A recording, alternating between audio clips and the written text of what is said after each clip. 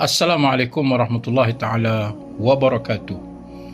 Mari kita kembali kepada pahaman fiqh dan kaedahnya sebelum kita membuat apa-apa rumusan terhadap insiden yang berlaku di dalam parlimen antara MP Rantau Panjang dan juga MP Teluk Intan.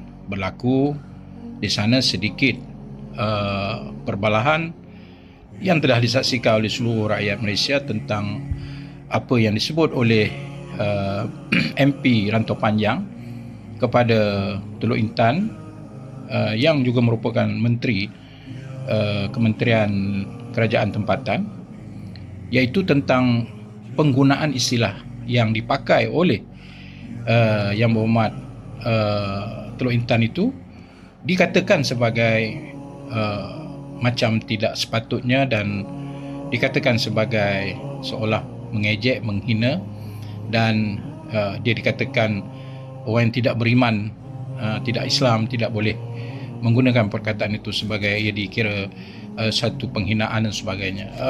Apa saja insiden yang berlaku itu, saya ajak rakyat Malaysia semuanya, khususnya orang-orang politik, supaya kita kembali kepada perkiraan-perkiraan syarak dalam hal ini.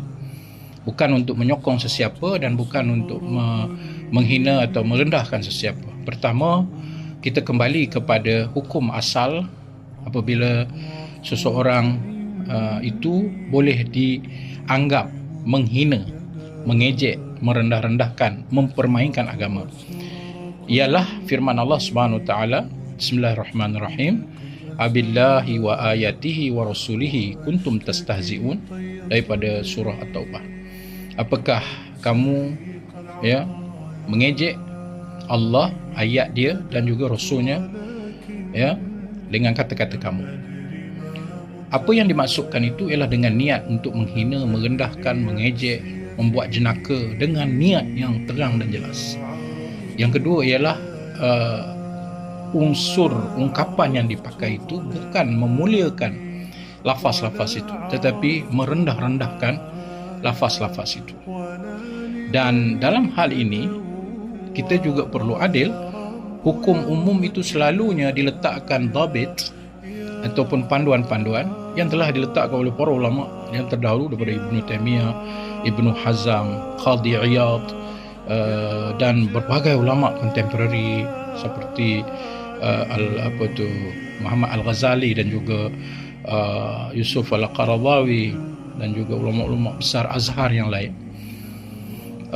Antara lainnya mereka menyatakan bahawa dhabit ataupun panduan itu mestilah memenuhi kehendak maksud istihza ataupun merendah-rendahkan ataupun menghina, sukhriyah, ataupun menjenakakan, membuat sesuatu agama Islam itu dijenakakan.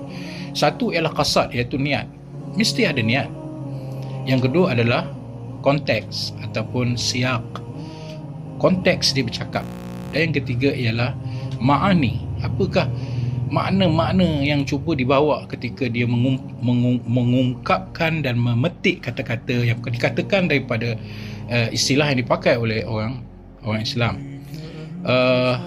Tiga dhabit ataupun disiplin ini perlu untuk kita letakkan sebagai memenuhi maksud istihza, memenuhi dengan maksud merendahkan, mengejek agama. Jadi apa yang kita tengok daripada video klip antara kedua-duanya ini, iaitu Rantau Panjang dan juga Teluk Intan, kita kena tengoklah disiplin istihza ataupun menghina itu, merendahkan itu, mengejek. Satu, qasad, apa dia punya qasad, dan qasad ataupun niat itu boleh sahaja kita fahami dengan melihat perkara itu disebut ulang-ulang, perkara itu dibuat dalam bentuk dan pemilihan kata-kata yang menghina, yang mengejek, maka qasad itulah yang dikira sebagai syarat pertama. Yang kedua ialah siyak ataupun konteks diungkapkan ketika itu. Apakah diungkapkan dalam keadaan marah, dalam keadaan dia memang dilihat wajahnya, suasana majlis itu untuk menghina. Dan yang ketiga adalah ma'ani, pemilihan kata-kata yang diikuti dengan ucapan dan petikan-petikan itu, boleh kita susun dan buat rumusan, ini penghinaan dan ini bukan penghinaan. Maka kaedah yang dipakai dalam hal ini ialah al-ibrah bil qasdi wasyaq wal ma'ani la mujarrad al-lafz. Apa makna dia? Kita ambil kira dalam konteks hina ini, mestilah ia itu dengan niat, mestilah dia itu dengan konteks, dan dia itu mestilah dengan makna tertentu yang cuba disampaikan. Sekadar melafazkannya itu tidak boleh kita terus menghukum sebagai ianya satu penghinaan. Dengan panduan ini, saya harap kita lebih berhikmah. Kedua-dua belah pihak, tak semestinya hanya orang Islam. Yang bukan Islam pun perlu berhikmah dalam konteks sejauh mana orang isu ini sensitif, sejauh mana isu ini kalau dalam keadaan tak perlu dibangkitkan, tak perlulah ia menggunakannya. Dan bagi orang Islam pula, dalam konteks-konteks tertentu, maka jika dipandu dengan disiplin ilmu tadi, tidaklah mudah kita melatah dengan terus kita menyatakan dia tak beriman, maka dia tak boleh guna istilah ini kerana dianggap sebagai satu penghinaan. Semoga pandangan ringkas ini dapat memberikan gambaran umum betapa rahmahnya Islam. Hukum asal itu wujud kalau dipenuhi semua kehendaknya.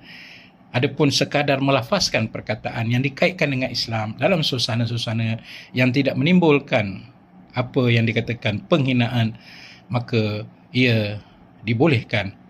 Dan kita doa semoga Allah membuka pintu hati kepada rahmahnya Islam ini, indahnya Islam ini.